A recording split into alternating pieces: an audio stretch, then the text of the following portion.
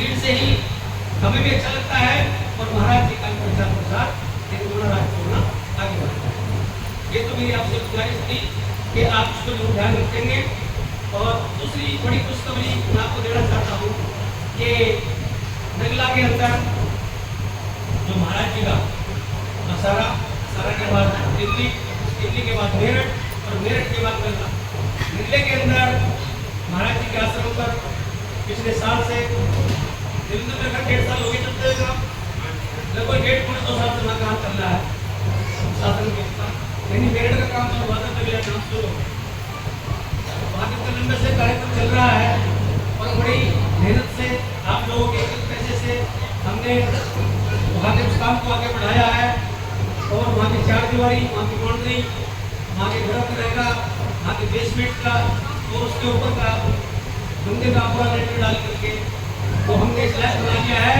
आवाज की साथ आवाज में कि वहाँ पर इस तरह मूर्ति दिल्ली के अंदर लगी, मेरठ के अंदर लगी, अब अगली मूर्ति अगले महीने 10 दिन की तारीख ध्यान करना सब लोग क्या नोट कर ले। लेकिन सब महिलाएं बच्चे सब लोग हमारे तारीख को ध्यान कर ले कि अगले महीने की 10 तारीख मंगलवार का दिन होगा, शाम को सत्संग होगा, सुबह 4 बजे के बाद वहाँ पर बाबा फौजी महाराज की रविदास जी की मूर्ति और कंसन जगदीश जी महाराज की मूर्ति स्थापित होंगी नगले के अंदर।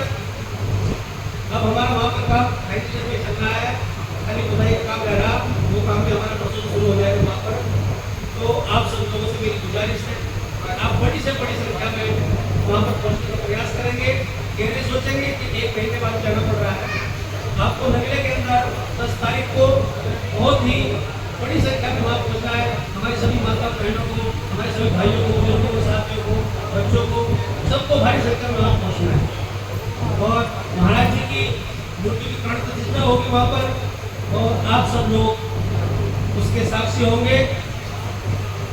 कोई भी आदमी, मैं चाहता हूँ कि हर घर से पहुँचेगा और कोई भी आदमी उसमें उपस्थित नहीं रहेगा, ऐसा मेरा मानना है। और मुझे उम्मीद है कि आप लोग मेरी बात को बहुत ध्यान से सुना लें और उस पर अमल जरूर करेंगे आप और उस कार्यक्रम को बहुत सफल बनाएंगे। उम्मीद है और हमारी कोशिश है कि हमारी चीफ गेस्ट अगर मेरा कुमार की तबीयत ठीक रही, पूरी तबीयत तो खराब हो रही है उनकी, लेकिन हमारे साथी प्रयास कर रहे हैं। अगर उनका समय मिल गया तो वो उम्मीद है कि वो नगले के अंदर आएंगी, जैसे दिल्ली में आई थी ऐसे नगले के अंदर में आएगी या कोई उनका प्रतिनिधि आएगा। तो मेरा आपसे गुजारिश है कि आप लोग उस कार्यक्रम में जरूर पहुँचेंगे और तन मन धन से इन सब कामों को आगे बढ़ाएंगे। क्योंकि आप सबको पता है कि अभी तक जब से महाराज ने अपना सीट पूरा किया तब से लेके आज तक 2019 से लेके आज तक उन लोगों में लगातार काम चल रहा है, लेकिन काम अभी पूरे नहीं है।